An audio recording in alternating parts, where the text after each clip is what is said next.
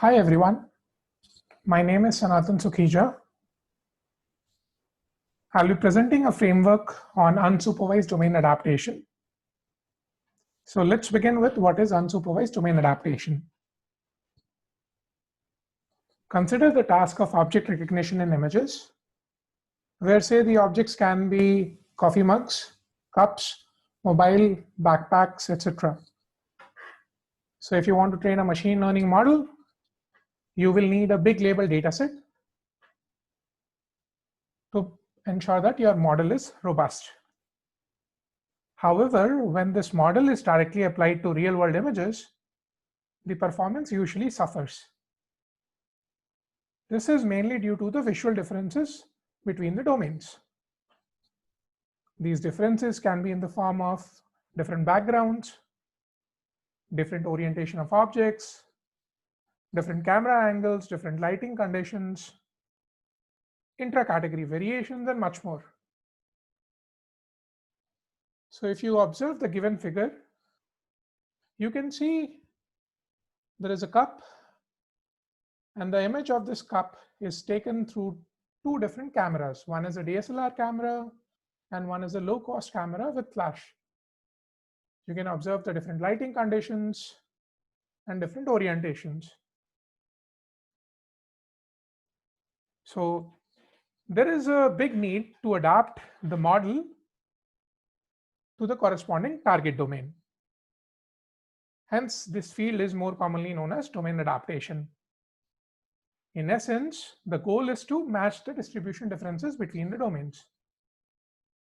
Here, the term unsupervised refers to the unavailability of label data in the target domain.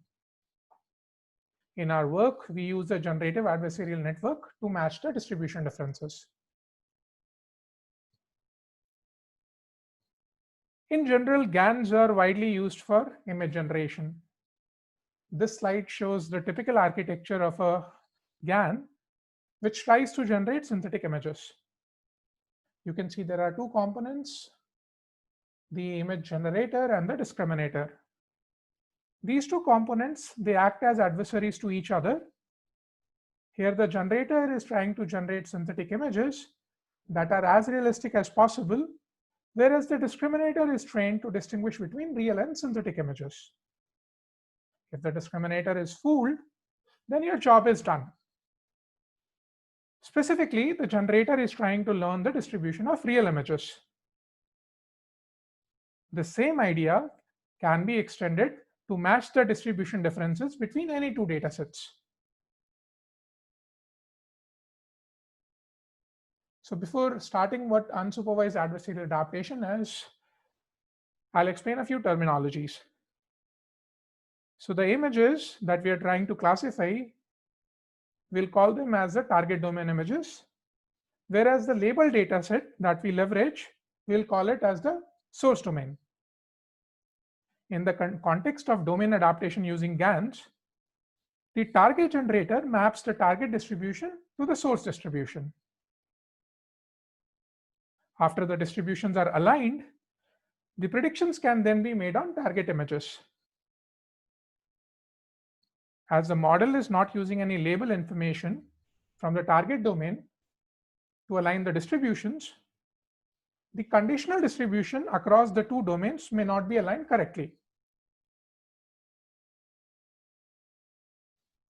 These predicted labels, which we also call as the pseudo labels, can then be used to align the conditional distributions.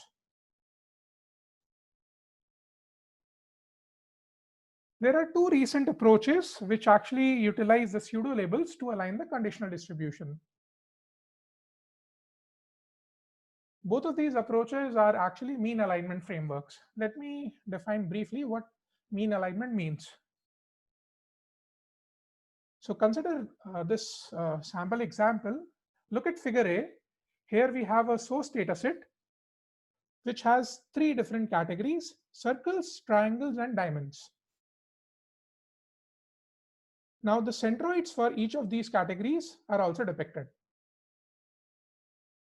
Say you applied adversarial adaptation on target images. So the second figure B actually denotes Here you look at the pluses inscribed in the circles, they are actually denoting unlabeled target images after adaptation. In the third figure, we denote the centroids of the pseudo-labeled target images with the colored plus symbols. After we have identified the centroids of the target samples for each category as well as the source samples for each category, these two approaches try to bring the target centroids closer to the source centroids. This ensures that the conditional distributions are aligned. However, there is one big limitation. The limitation is if there exist multiple distant partitions within each category, then aligning the global centroids can actually worsen the alignment in such cases. For example, if you look at figure C, if you try to bring the target centroid, which is the colored plus symbol in red, closer to the source centroid, which is the small circle in red, the target samples might actually be classified as triangles, which might be incorrect. So to avoid this limitation, we propose a solution.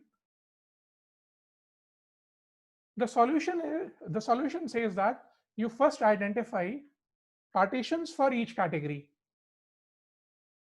After you identify the partitions in each category for both the domains, you can then bring a target partition closer to the nearest source partition. Or in other words, you can bring the pseudo-labeled target centroid of a partition to the nearest source partition. The algorithm identifies the partitions with a clustering algorithm, which is more popularly known as HDB-SCAN.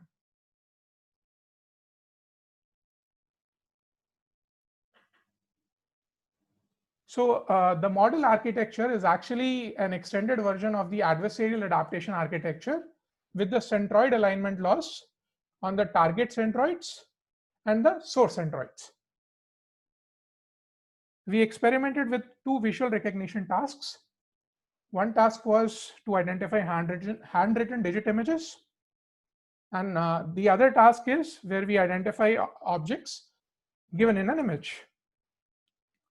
So we chose three standard handwritten digits datasets and the Office Caltech dataset for the object recognition task. One of the datasets was kept as the source domain and another was kept as a target domain. This slide shows the results for the digit classification task. Here, the source only results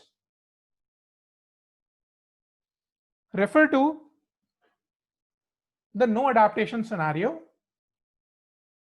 The next four rows, they represent state-of-the-art algorithms, the performance of those algorithms. The next row, which is ours, is the proposed algorithm. We also integrate our framework with the iterative label correction strategy, which is known as iterative cross-learning. This strategy tries to partition a given dataset and then trains multiple models to correct the labels over multiple stages. The results here depicted are in the form of average accuracy and standard deviation, where each experiment was repeated 5 times. So here you can see that the proposed algorithm does better than most of the state-of-the-art approaches. But when our algorithm or our framework is combined with the iterative cross-learning method, it actually supersedes all the algorithms. This slide shows the results for the object classification task. Here also, the performance of the proposed algorithm with ICL supersedes all the other algorithms. The one key thing to note is that even for the hard tasks such as A to D and D to A, the algorithm actually performs significantly better for A to D, whereas it performs marginally better for D to A. To conclude, the proposed adversarial adaptation framework is implicitly a feature alignment network that identifies multiple partitions for each category in both the domains and then aligns the centroid of the target partitions with the nearest source partitions. This particular idea can be extended to other tasks as well, which can have different modalities. Thanks. This is it from my side. If you have any queries, you can email me at the mentioned address.